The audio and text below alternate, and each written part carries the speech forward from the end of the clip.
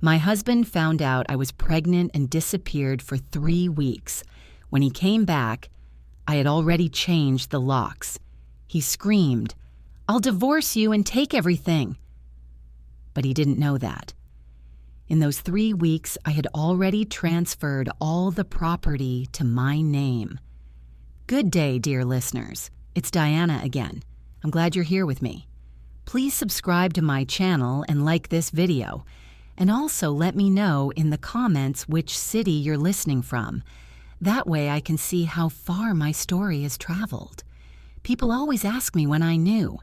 When exactly did I understand that the man I had built my entire adult life around was a stranger wearing a husband's face? The honest answer is, I knew before I admitted it to myself. That gap between knowing and admitting is where marriages go to die. Daniel and I had been together for 11 years, married for 7. We lived in a 4-bedroom house in Marietta, Georgia, the kind of neighborhood where people mow their lawns on Saturday mornings and wave to each other across driveways.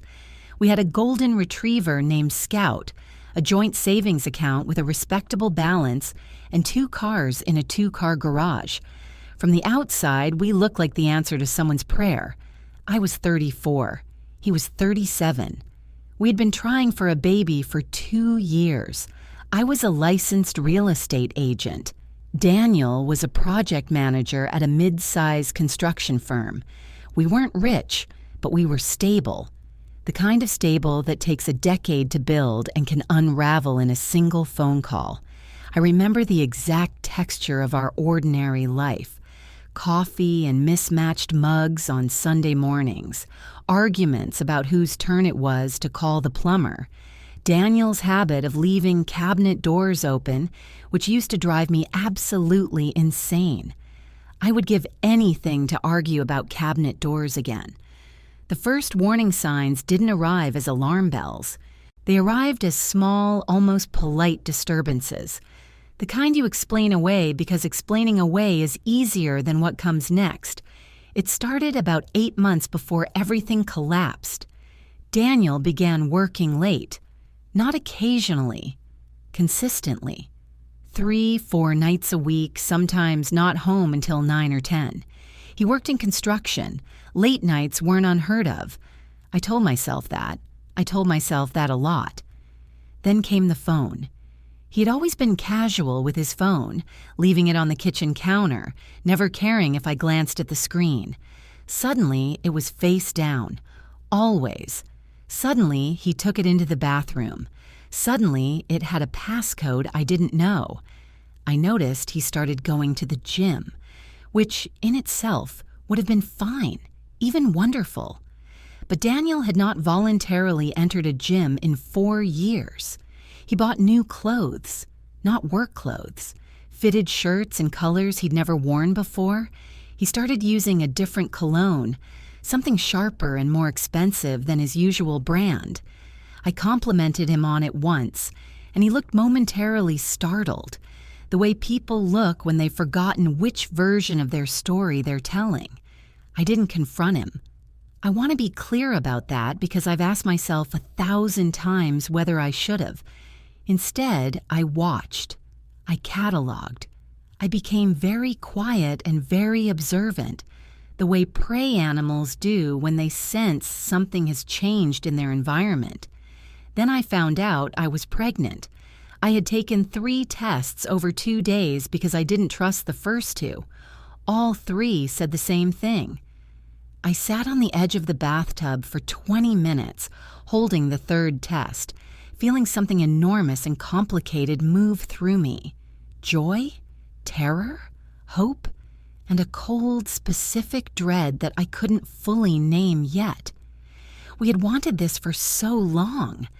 This was supposed to be the moment that changed everything for the better. I told Daniel on a Tuesday evening in March. I had made dinner. Nothing elaborate, just pasta and salad. And I put the test on the table next to his plate. He stared at it for a long moment. I watched his face very carefully. What I saw there was not joy. It was not even neutral surprise. What I saw, just for a fraction of a second before he rearranged his expression into something approximating happiness, was panic. He hugged me. He said the right words. He kissed my forehead. But his hands, when they held my arms, were stiff. His voice was half a beat behind his face. We sat down to dinner and he asked ordinary questions. When did I find out? Had I called the doctor? How was I feeling? And I answered them, and we ate, and later we watched television, and he went to bed before me. The next morning, he was gone. Not just out early. Gone. His overnight bag was missing from the closet. His phone went straight to voicemail. By noon, I had called 4 times. By evening, I had called 8. By the end of the week, his voicemail box was full, and I was sitting in my living room, 7 weeks pregnant, completely alone, trying to understand how I had arrived at this particular moment in my life. He didn't answer a single call. He didn't send a single message. 3 weeks of silence so complete it had a texture, thick and airless, like a room with no windows. Had I been naive? Had I simply refused to see what was in front of me? Or had I seen it clearly and chosen not to act because acting would have made it real? I have spent a long time with that question. What I know now is this. While Daniel was busy disappearing, something in me quietly, permanently changed. The woman who had made his coffee and complimented his new cologne and cried over negative pregnancy tests, she started making different choices, and those choices were already waiting for him when he came back. The first week, I grieved. I won't pretend otherwise because pretending otherwise would make me something I'm not. Someone who processes betrayal cleanly, without mess. The truth is, I spent the first several days in a state that I can only describe as suspended. I went through the motions. I ate. I slept in fragments. I walked Scout around the block each evening because the dog still needed walking regardless of what my husband had done. I called in sick to work twice. I sat with my phone in my hand and composed and deleted messages to Daniel that I never sent, ranging from begging to rage to a strange, flat, factual tone that scared me most of all. My mother called every day. I told her Daniel was on a work trip with spotty service. I don't know why I protected him. Habit, I suppose. 7 years of instinctively managing other people's perception of our marriage. By the end of the first week, something shifted. I was sitting at the kitchen table at 2 a.m, unable to sleep, doing what I had started to do compulsively in the dark hours, calculating. I was 7 weeks pregnant. I owned a home jointly with a man who had vanished. Our savings account held $94,000.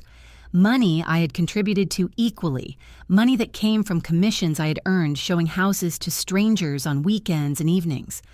Our investment account held another $40,000. The house itself was worth approximately $520,000. We owed $310,000 on it. I had a car in my name. He had a truck in his. I opened a notebook, a plain green spiral notebook I normally used for client notes, and I wrote all of this down in 2 columns, assets, liabilities. Then I added a 3rd column, his name, my name, joint. Looking at those numbers on paper did something to me that 3 days of crying had not managed to do. It clarified things. It made the situation concrete and therefore, paradoxically, manageable. Because numbers can be moved. Numbers respond to decisions. I thought about what divorce would look like if I did nothing, if I simply waited for Daniel to reappear and then allowed events to unfold without preparation. Georgia is an equitable distribution state, not a 50-50 community property state, but close enough that a judge would likely divide our marital assets roughly down the middle, adjusted for various factors. That meant half of everything I had spent 7 years building. It meant negotiating over a house while pregnant, fighting over a savings account while mourning sick, making financial decisions during what was already the most destabilizing period of my life. And what had Daniel done with 3 weeks of silence? I had no way of knowing. But I understood, sitting at that kitchen table at 2 in the morning, that he had not spent those 3 weeks protecting my interests. Whatever he was doing, wherever he was arranging things to suit himself. And I had been sitting in this house doing nothing. That was the last night I did nothing. The next morning, I called my friend Carla. Carla had gone through a divorce 3 years earlier. A brutal, protracted process involving a husband who had hidden assets and a custody battle over 2 young children.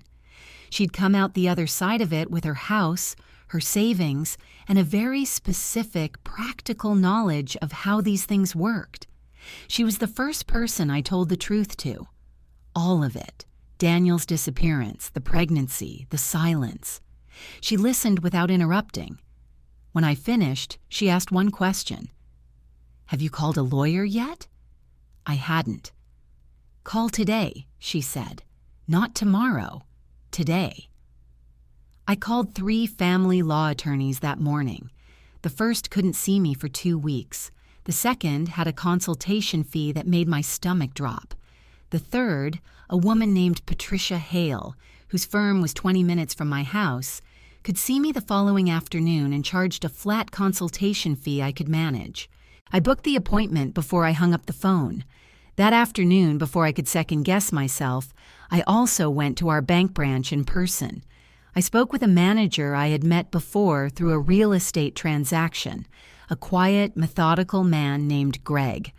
I did not close any joint accounts. I knew that could be considered a hostile financial act that would work against me in court, but I took careful notes on every account balance, every recent transaction, every automatic payment connected to those accounts. I photographed the statements on my phone. I was building a record. Back home, I sat at the kitchen table again. That same table where I had told Daniel about the baby, where I had watched his face rearrange itself into an acceptable expression. And I made a list of every asset I could identify, every debt, and every piece of property.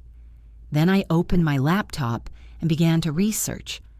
I learned about the concept of dissipation of marital assets, the legal term for when one spouse wastes or hides marital property during the breakdown of a marriage.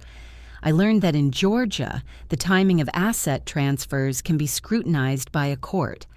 I learned that what I did in the next few weeks would matter, not just emotionally, but legally and financially. And I began to understand something important. The 3 weeks Daniel had given me, by disappearing, were not a wound. They were a window I intended to use. I pulled out the green notebook and started a new page. At the top, I wrote 2 words and underlined them twice. My plan. Below that, I began to write. Each item was specific. Each item was actionable. And each item was something I could do without Daniel's knowledge or consent. By the time Scout padded over and put his head in my lap, I had filled 4 pages. I rubbed his ears and looked out the kitchen window at our backyard, the garden I had planted, the fence Daniel had promised to repaint for 2 years and never did. My hand was steady. My jaw was set. Somewhere out there, my husband was deciding what kind of man he was going to be. I was deciding what kind of woman I was going to be. Patricia Hale's office was on the 2nd floor of a low brick building off Roswell Road, between a tax preparer and a sandwich shop. The waiting room had the careful neutrality of a place designed to receive people at their worst. Muted colors, no sharp objects in the decor, a white noise machine outside the inner office door.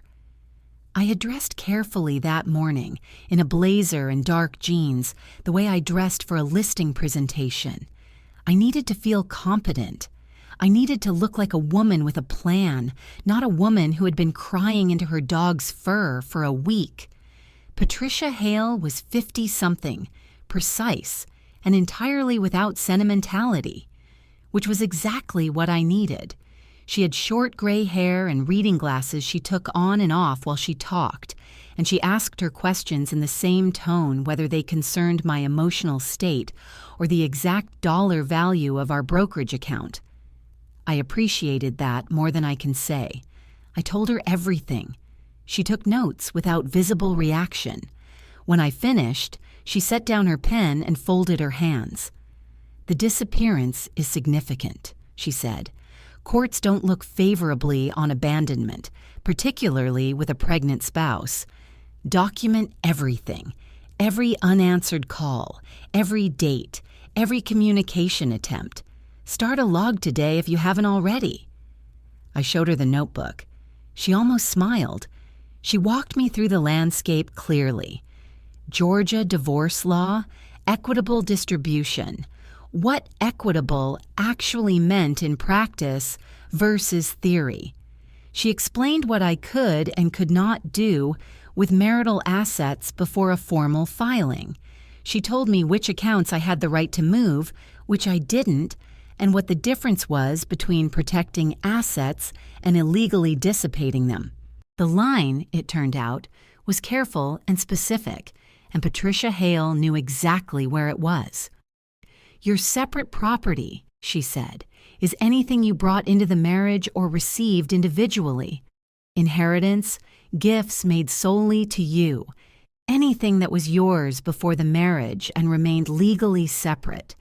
Has any of that been commingled? Some of it had, some of it hadn't. What about property held solely in your name?" I thought about my car. I thought about a small rental property, a 2-bedroom condo in Smyrna that I had purchased 18 months into our marriage using a combination of my own premarital savings and a commission check from my largest sale that year. The property had always been deeded in my name alone.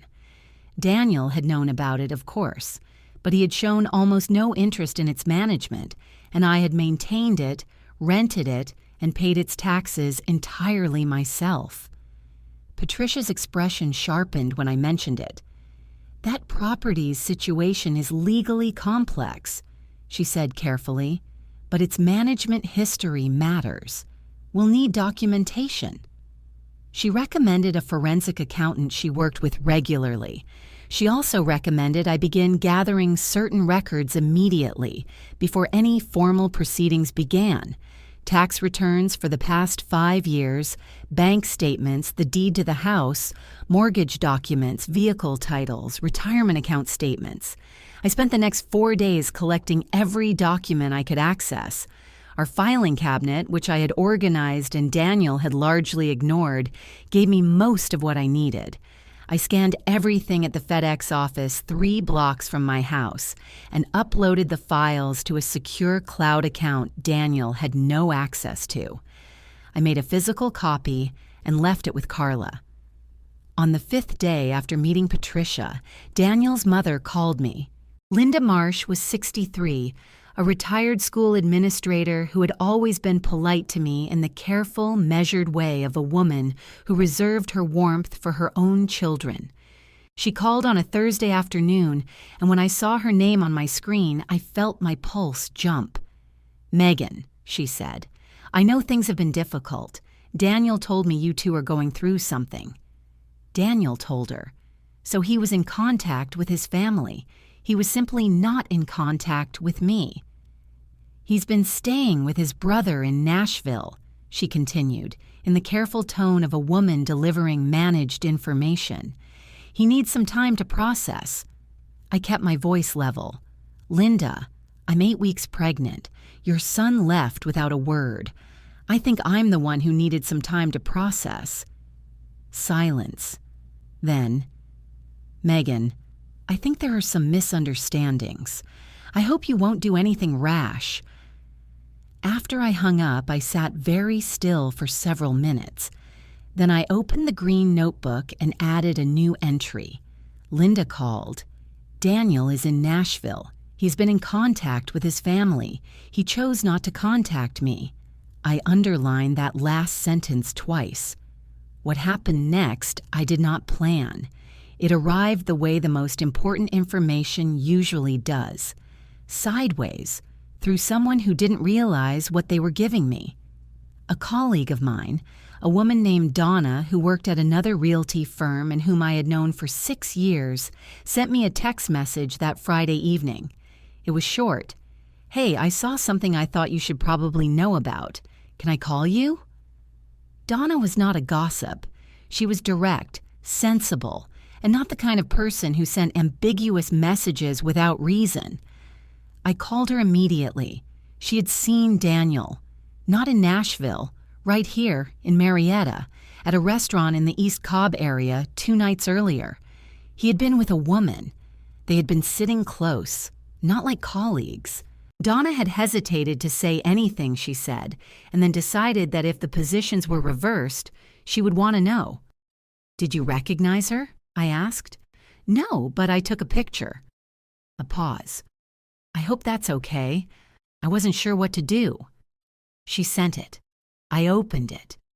The image was slightly blurry, taken discreetly from across a restaurant, but it was clear enough. Daniel. A woman I did not immediately recognize, with dark hair, leaning toward him across a table with a candle between them, his hand over hers. I looked at that photograph for a long time. I had suspected. Suspicion and evidence are not the same thing. Suspicion leaves room for the small mercy of being wrong. Evidence does not. I forwarded the image to my own email, copied it to my secure cloud account, and sent it to Patricia Hale with a brief message. Then I put the phone face down on the kitchen counter, the same way Daniel used to put his, and I went to bed. I didn't cry that night. There was nothing left to cry about. There was only what came next. The following Monday, I met with Patricia again, this time with the forensic accountant she'd recommended, a quiet man named Robert Chu, who wore a cardigan and took notes in a system of abbreviations I couldn't decode. Together, we spent 2 hours going through every document I had assembled. Patricia outlined the steps she believed were legally defensible, the protections I could put in place before any formal filing. Robert mapped the financial picture with the precise, unsentimental focus of someone who had done this hundreds of times. The rental condo in Smyrna was the centerpiece. Because I had purchased it largely with premarital funds, maintained it entirely in my own name, managed it independently, and filed taxes on its income separately, Patricia assessed it as a strong candidate for classification as separate property, not guaranteed but defensible. The key was documentation, and I had documentation going back to the day of purchase. Robert would prepare a formal financial tracing report. What I could also do, Patricia explained carefully, was take certain steps regarding accounts that were already in my name alone. My individual brokerage account, separate from our joint accounts, opened before the marriage, maintained separately, could be restructured. There were legal, standard financial strategies available to me that did not constitute dissipation of marital assets. They constituted ordinary asset management. The timing, in the context of an abandoned pregnant spouse beginning to protect her financial future, was defensible. I executed those steps over the course of 4 days, with Patricia's written guidance at every stage, keeping records of everything. I also did something I had been quietly considering since that first night at the kitchen table. I called a locksmith. Georgia law on this point is nuanced. I had asked Patricia specifically. A spouse cannot technically be locked out of the marital home without a court order. However, I had the right to change the locks for security purposes, particularly given that Daniel had left without notice and I had no confirmed knowledge of who might have access to a key. I changed the locks. I documented the reason in writing, dated it, and kept a copy with Carla. I also had the garage code changed. Then I waited. He came back on a Thursday, 22 days after he had left. I heard his key fail in the lock at 6:47 in the evening. Then silence. Then the doorbell. I had known he would come eventually, and I had thought carefully about how I wanted to handle this moment. I was not going to perform anything, not anger, not grief, not cold triumph. I was going to be factual. I opened the door. He looked tired. He had lost weight. There was something contracted about him, like a person who had been having a very bad time somewhere and was now trying to rearrange himself back into someone reasonable.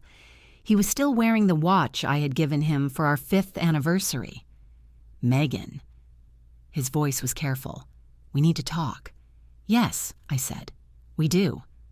I did not step aside to let him in. He noticed. Can I come in? I'd prefer we talk here, I said. His jaw tightened. We stood on the threshold of our house, his house, my house, the house that had been the physical fact of our marriage, and looked at each other. I was wearing jeans and a loose shirt, 9 weeks pregnant, and I felt entirely, completely calm. I had not expected to feel calm. I had expected fear or rage or grief, but I had spent 22 days preparing for this moment, and preparation does something to fear.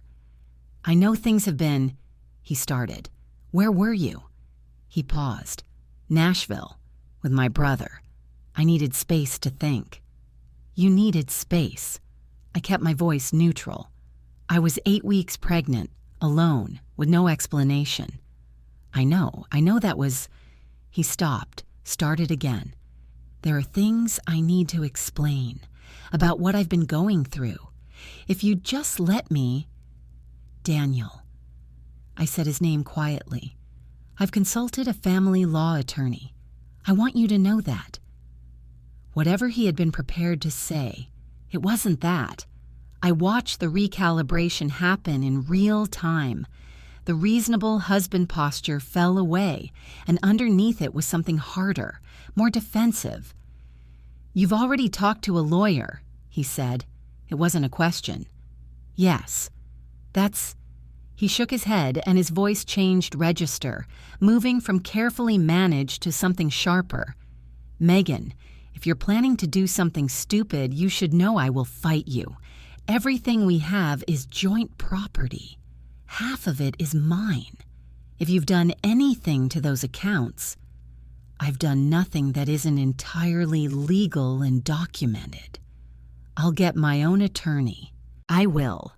And I'll get everything I'm entitled to. His voice was rising now. Don't think you can't just rewrite everything while I'm gone. I'll fight this all the way. I will take this to court, and I will make sure you end up with nothing. I looked at him for a moment. Then I said, I think you should arrange to have someone collect some clothes and personal items. You can coordinate that through Patricia Hale's office.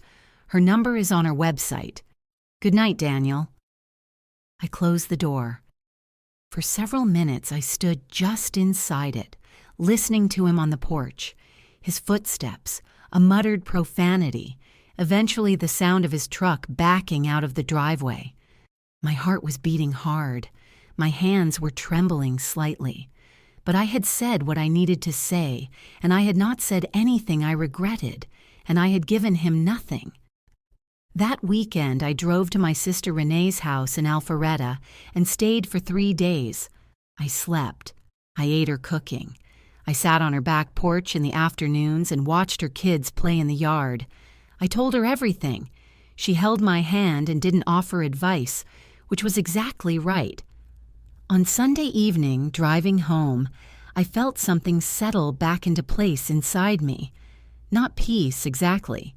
Not yet. but the knowledge that I was still standing, and that standing was enough for now. I came home from Renee's on a Sunday evening to a house that was quiet in the way I had gotten used to. Scout at the door, the refrigerator humming, the late afternoon light coming through the kitchen windows at an angle that used to feel like home and now just felt like light. There was a voicemail from Daniel.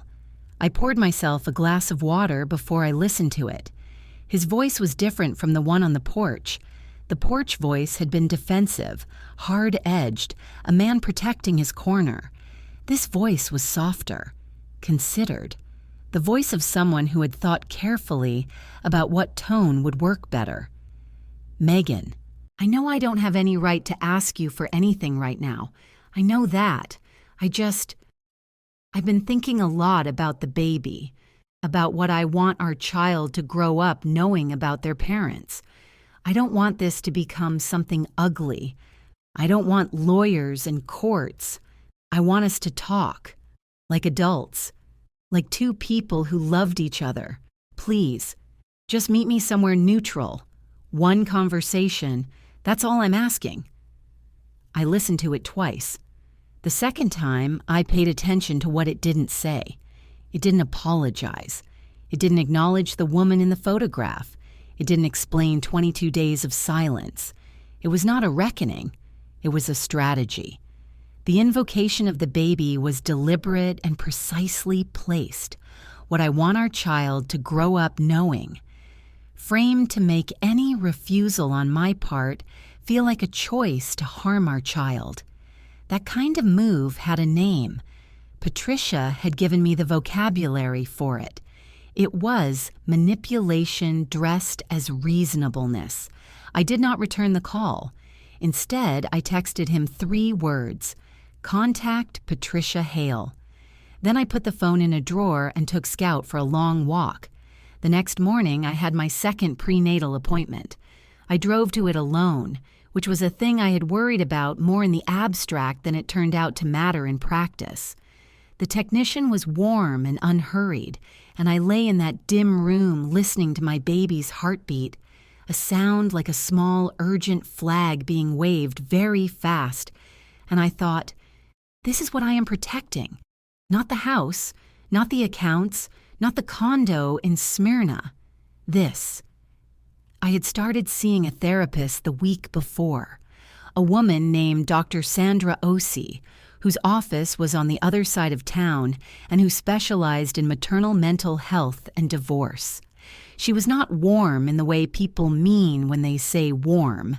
She was clear. She asked useful questions. In our second session, she said something that stayed with me. The urge to explain yourself to him, to make him understand why you're doing what you're doing, that urge is real and it's human. But understanding is not what you need from him right now. Protection is what you need from him. I wrote that down after the session, in the green notebook. Protection, not understanding. Carla had become a consistent, practical presence. She came over twice that week, once to help me organize the remaining financial documents into the system Patricia's office had requested, and once just to sit with me and watch a movie I don't remember and eat dinner I only half tasted. She knew, better than anyone, what the shape of the next months would look like. She had lived them herself. "He'll try again," she said one evening, matter-of-factly, while we did dishes. "When the soft approach doesn't work, he'll try something else. They always do." "I know," I said. "Are you scared?" I thought about the question honestly. "Yes," I said, "but not of him, not exactly. I'm scared of the size of it, everything changing at once." Carla handed me a dish to dry. "Everything already changed," she said, "the day he walked out. You're just the only one dealing with that fact." Renee called every other day. My mother had been told the truth by now. I had told her the Friday after I returned from Alpharetta, sitting in my car in a parking lot because I couldn't have that conversation inside the house. She had said very little, which was unusual for her, And then she had said, "Whatever you decide, I'm here." It was the right thing to say. She said it again 3 days later when she drove 4 hours from Savannah to bring me food and sit with me for a weekend, sleeping in the guest room, taking Scout on his morning walk so I could sleep in. I was not alone. That mattered enormously, not just emotionally, but practically. Isolated people make desperate decisions. People with a support network make measured ones. Daniel sent one more message that week, a text this time. "I heard you went to Renee's. I hope you're okay. I really do mean it about talking. I'm not trying to fight you, Megan. I'm trying to save something." I read it standing in my kitchen. I thought about what he was trying to save, not our marriage. That much was clear to me, whatever managed language he used. What he was trying to save was his position, his claim to what we had built together. I typed back, "Patricia Hale's office. Please contact them directly. I won't be responding to personal messages." Then I blocked his number on my phone. The locks were changed. The documents were filed. My attorney was engaged. My support network was in place, and my baby's heartbeat was strong and quick. Whatever Daniel was planning next, I was no longer the woman he had left standing alone in a house with an unanswered door. They came on a Saturday morning, 11 days after I had blocked Daniel's number. I was in the backyard with Scout, drinking coffee, when I heard a car in the driveway. I came around the side of the house and found Daniel's truck parked behind my car and Daniel standing at the front door with Linda beside him. Linda had dressed carefully, a pressed blouse, good shoes, her reading glasses on a chain around her neck. She looked, as she always did, like a woman accustomed to managing situations through the force of her composure. Daniel was in clean clothes, freshly shaved. They had prepared for this. They had discussed, before arriving, what posture to strike. I stood at the corner of the house with my coffee mug in my hand. "You should have called first," I said, "or had your attorney contact mine." "Megan." Linda's voice was warm, genuinely warm in the way she usually withheld. "We're not here to argue. We just want to talk. As a family. Is that too much to ask?" Family. The word dropped into the space between us, deliberate as a stone into water. "Come in," I said after a moment. "I want to be honest about why I let them in. Not because I was uncertain, and not because I was moved. Because I wanted to hear what they had decided to say. Information has value, and I was still in the business of collecting it.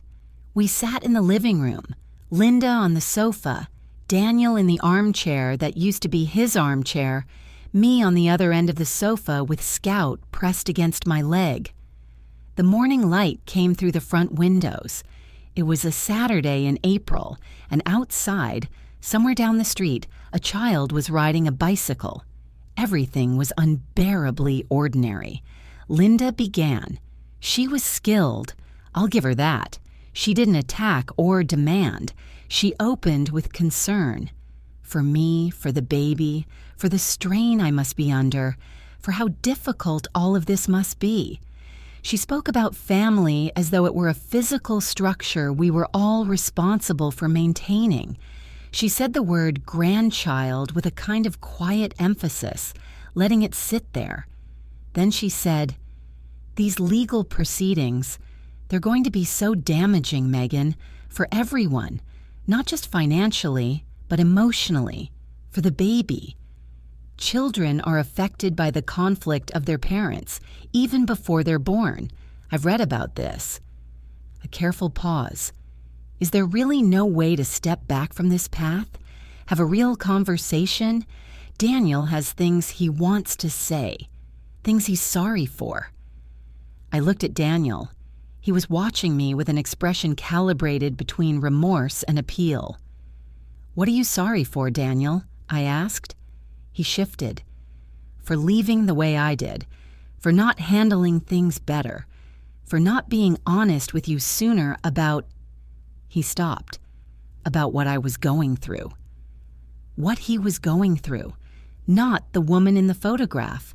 Not the 22 days of silence. Not the choice to tell his mother where he was while letting me call a full voicemail box. What he was going through. The architecture of his apology was designed to occupy the space where accountability would have been, without actually containing any. And what would stepping back from the legal proceedings look like specifically? I asked. Linda's composure shifted slightly. She had hoped, I think, that I would stay in the emotional register she had established, the family and baby register, and not move to the concrete. Just given things time, not making irreversible decisions. The irreversible decision, I said, was made the night Daniel packed a bag and left a pregnant woman without a word. Silence. I understand you're angry, Daniel said. I get it. But Megan, you've been making moves, our accounts, the property documentation. I know you've been... He stopped himself, but not before I had registered it. He knew what I had been doing.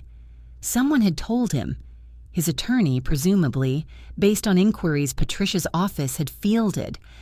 I just need you to understand that I'm not going to sit back and let you... Let me what? I said. My voice was entirely level. Take everything. The warmth Linda had built so carefully evaporated. We're trying to come to you in good faith, she said, and the warm, concerned tone was gone. What replaced it was the one she had probably used on difficult parents at school board meetings. But if you continue down this road, you need to understand the consequences. Daniel has rights. This family has rights. You can make this as difficult as you choose, but you should understand that we have resources too.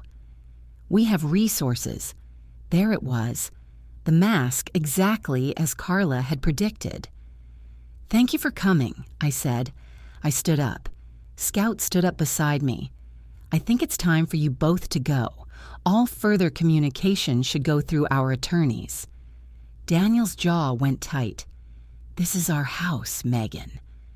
My attorney's number is on our website, I said. Patricia Hale.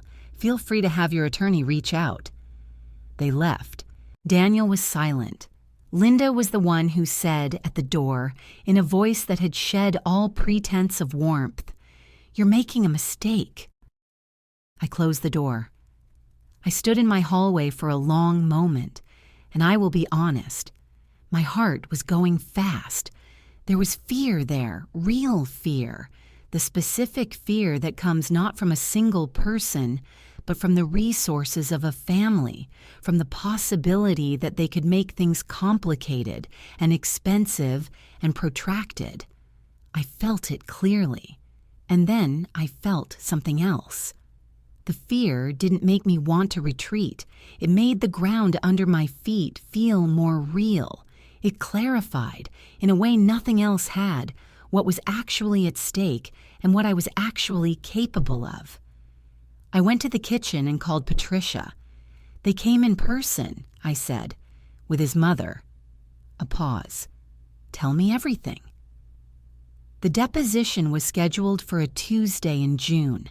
Patricia had requested it after Daniel's attorney, a man named Craig Forrester who specialized, according to his firm's website, in protecting men's rights in family court, which told me everything I needed to know, had filed a counter-petition asserting that I had improperly transferred marital assets and was attempting to defraud Daniel of his equitable share. The counter-petition was aggressive and specific, which meant Daniel had been documenting his own case carefully, which meant he had started planning his strategy around the same time I had started planning mine. The difference was that his strategy was based on a version of events that was not accurate, and mine was based on documentation. Robert Chu's financial tracing report was 41 pages. It traced the purchase funds for the Smyrna condo to premarital accounts in my name alone. cross-referenced against tax records, bank statements, and commission deposit histories going back to before Daniel and I had met.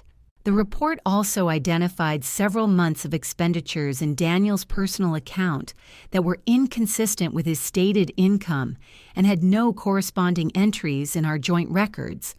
Expenditures that had begun approximately 10 months before his disappearance and continued through the period of his absence. Hotels, restaurants, jewelry. Robert Chu presented this information in the flat, precise language of a man who found numbers more eloquent than adjectives. Patricia had also retained a private investigator, something I had authorized in our third meeting, quietly and with a specific scope. The investigator's report confirmed what Donna's photograph had suggested. Daniel had been in a relationship with a woman named Amber Sellers, 29 years old, who worked in the administrative offices of his construction firm. The relationship appeared to have begun approximately 8 months before his disappearance. There were records, phone logs, witnessed meetings, a lease agreement for a short-term rental in Nashville for the 3 weeks of his absence that collectively described the shape of what had been happening. I had known this in the way I had known many things. Evidence confirming suspicion, not replacing it. But seeing it laid out in a formal investigator's report was different from knowing it. It was testimony. It was a document that could sit in a filing. The deposition took place in a conference room in Patricia's building. Daniel arrived with Craig Forrester and, to my surprise, Linda, who positioned herself in a chair by the wall as though her presence were ordinary. She had no legal standing to be there. Patricia noted this pointedly. Linda remained. Daniel was composed for the first 40 minutes. Forrester had prepared him well. He answered questions with measured caution, offering the minimum necessary, never elaborating. He presented himself as a reasonable man who had experienced marital difficulties and made some choices he regretted, who had returned to address those difficulties, and who had been met with a legally aggressive spouse who had moved to seize marital property. Then Patricia began asking about the expenditures. She was methodical. She asked about specific dates, specific amounts, specific transactions. She laid each one on the table, not as accusations, but as questions, with the corresponding bank record visible on the table between them. She asked Daniel to explain each one. He handled the first several with visible effort. Personal expense. I don't recall. That would have been for... The pauses became longer. His attorney interjected twice with objections that Patricia acknowledged calmly and then set aside. When she reached the lease agreement, the Nashville apartment, in his name, paid for the 3 weeks he had claimed he needed for space to think, and placed the document on the table, Daniel stopped answering. "Mr. Marsh," Patricia said, "can you explain this lease agreement?" Forrester put a hand on Daniel's arm. They exchanged a quiet word. "My client needs a moment." "Of course." In the pause, I looked at Daniel. I had not looked at him directly for most of the deposition. I had looked at the table, at Patricia, at the documents in front of me. Now I looked at his face. He was not the man who had left a voicemail about wanting our child to know their parents had behaved well. He was not the man who had stood on the porch looking tired and contrite. He was a man who had been building a story and had just watched its foundation exposed. Linda shifted in her chair by the wall. I glanced at her. Her composure, which had never once wavered in all the years I had known her, had a hairline fracture in it. She was looking at her son with an expression she couldn't quite control. Not sympathy, not strategy. Something more unguarded than that. When Daniel came back from his moment, he tried a different approach. He said the Nashville apartment was for privacy, while he processed a very difficult personal situation. He acknowledged there had been a woman, He cared about her, he said, and the phrasing was careful, designed to minimize, but characterized the relationship as having developed after the marriage had already been in serious trouble, not as a cause, but as a symptom. "And the jewelry purchase on October 14th?" Patricia asked. "Of the previous year?" He had no answer for October 14th.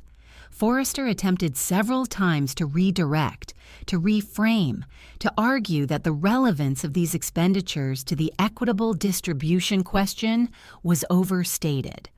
Patricia responded each time with the specific Georgia statute under which evidence of marital waste could affect the court's determination of equitable distribution. She was not angry. She was not performing. She was simply more prepared than the people across the table, and she let that preparation do the work. By the time we reached the financial tracing report, which Patricia introduced in its entirety, Craig Forrester had stopped making many objections. He was consulting his own notes, flipping pages, making small marks, reassessing in real time what his client had told him about their shared financial history. It was Daniel who finally broke the careful posture he had maintained. It happened when Patricia asked, directly, how he could explain the discrepancy between his claim that the Smyrna condo was marital property and the documented record showing its purchase financed entirely by premarital funds. "I contributed to that household," he said, "for 7 years. Everything she earned was supported by the stability of our marriage." "Could you specify the dollar amount of your contribution to the condo's purchase or maintenance?" Silence. "Mr. Marsh, I can't give you a specific dollar amount." "Because there wasn't one," Forrester objected. Patricia acknowledged it, but the record had what it needed. Afterward, in the elevator, Patricia said nothing until the doors closed. Then she said, "That went well." I nodded. I felt, more than anything, tired. The specific tiredness of something that has been held under enormous tension for a long time and has finally been released. Outside, the June afternoon was bright and very warm. I stood on the sidewalk for a moment before going to my car. I thought about Tuesday mornings when this had been just a Tuesday, coffee and Scout and the ordinary forward motion of a life. Then I went to my car and I drove to my prenatal appointment, which I had scheduled for the same afternoon because I had promised myself I would not let this process interrupt the other thing that mattered most. My daughter's heartbeat was strong. The divorce was finalized on a Thursday in September, 14 months after Daniel had packed his bag and walked out of our life together. There was no courtroom drama, no theatrical collapse. What there was: a judge's chambers, 2 sets of attorneys, a table of documents, and a ruling that had been building, piece by piece, through months of filings and depositions and financial forensics. Judge Patricia Simmons was 60, methodical, and had clearly read every document in the file. She did not perform judgment. She delivered it. The Smyrna condo was classified as my separate property. Robert Chu's 41-page tracing report had done its work. The documentation of premarital funding sources, combined with my sole ownership record and independent management history, built a case that Forrester's objections could not dismantle. It was mine. It had always been mine. The marital home came next. Given the financial waste findings, the hotels, the jewelry, the Nashville lease, the aggregate of expenditures Robert Chu had attributed to Daniel's relationship with Amber Sellers during the marriage, Judge Simmons determined that an equal split would not constitute equitable distribution. I received 62% of the net equity. Daniel received 38%. The joint investment account was similarly adjusted. My documented contributions combined with the waste findings resulted in my receiving 58%. Craig Forrester argued strenuously against each determination. He submitted briefs, cited precedents, worked as hard as he could. The problem was not his effort. The problem was the facts. Daniel sat through all of it with the very still quality of a person absorbing impacts. His face was controlled. He did not look at me directly. Linda was not present. Patricia had noted the improper nature of her deposition attendance, and it had not been repeated. Amber Sellers was referenced in evidence but was not a party. Whatever was happening between them was their concern. I had enough of my own. When the ruling was complete, we signed what needed signing. My signature was steady. Afterward, I sat in my car in the parking structure for several minutes before starting the engine. I was 7 months pregnant. I had a rental condo that was entirely mine. I had 62% of the equity in the house I had chosen and maintained. I had my license, my clients, my career. I had a daughter who would be born in November. I started the engine. Daniel had threatened, on the porch of our house, to take everything. He had employed an attorney and mounted a case and argued through every available channel. He had done everything available to him. It had not been enough. It had not been enough because 3 weeks before he came back to that porch, I had been sitting at a kitchen table at 2 a.m. with a green notebook and a very clear understanding of what was at stake. I called my mother when I parked at home, then Renee, then Carla, who said, "I knew it," in a voice that was satisfied and completely unsurprised. Then I went inside, and Scout met me at the door, and I stood in the kitchen of my house with my locks, my walls, my garden. And I put my hands on my belly and said out loud, "Okay, let's go." My daughter was born on November 9th at 6:14 in the morning. Renee held my hand for 11 hours. My mother arrived at hour 9, having driven through the night from Savannah. Her name is Clara Renee Whitfield. Whitfield being my name, the name I simply continued to keep. She was and remains the clearest fact of my life. The months after Clara's birth were hard in the straightforward way new motherhood is hard. My support network, assembled in desperation during the worst months of the preceding year, turned out to be the most valuable thing I had built. My mother stayed 2 weeks. Renee came on weekends. Carla arrived Tuesday evenings with food. I returned to work part-time, then full-time by spring. The Smyrna condo kept generating rental income, consistent, dependable, mine. I used it to pay down the Marietta mortgage ahead of schedule. I started running again, mornings before Clara woke. A small thing. It mattered more than I can explain. What happened to Daniel I learned through overlapping social circles. He and Amber moved in together after the divorce. The relationship didn't survive the adjustment from affair to actual life. They separated within 8 months. His attorney fees had been substantial. He was renting an apartment in Smyrna, financially far less comfortable than he had imagined. I wished him nothing specific. It simply wasn't my concern anymore, no, and the freedom of that surprised me. How much space opens up when someone else's choices stop being your weather?